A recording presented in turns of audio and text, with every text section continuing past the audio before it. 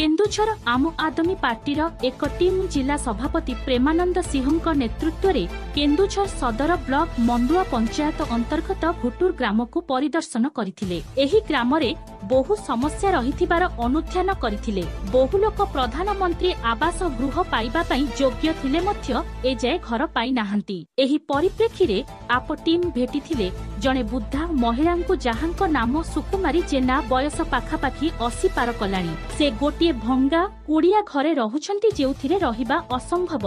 वर्षा दिन रे घर सारा पानी रोषेई करबा सह रहिबा कष्टकर होई पड़िछि। सेहिपरि बयस 80 वर्ष उपरे हेला परे मध्य सरकारक वर्धित भत्ता 3500 टंका तांको पई लागू होइनी। तेणु सरकारक दृष्टि आकर्षण निमंते आम आदमी पार्टीर सदस्य माने जणाइछंती। अन्यमानक मध्यरे जिला साधारण संपादक शुभंकर महांती, सदर निर्वाचन मंडली सभापति जयकृष्ण नायक प्रमुख आज एही परिदर्शन रे जोग देइथिले।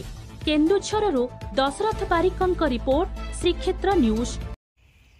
नमस्कार। देखंतु समस्यार गंताघर केन्दुझर जिलार सदर महकुमा मंडुआ पंचायत भुटुर ग्राम। एठी मु आज परिदर्शन करने आसती। मु जयकृष्ण नायक, आम आदमी पार्टी तरफ। आपड़ देखु भुटुर ग्राम बहुत लोकंर आज्ञा घर नहीं। घर अवस्था देखु टे भिजुआल। ए घर माने भांगी जाइए, भितर गोटे भांगी जाइए। केते कष्ट रोचंती। टीण कबाट लगी एवं एथिरे पुणी पेपर बंधाई कबाटे। यहाँ अवस्था देखु आउ एपटे कांथ भांगी पड़ी। यही घर लोक मैंने रोचंती।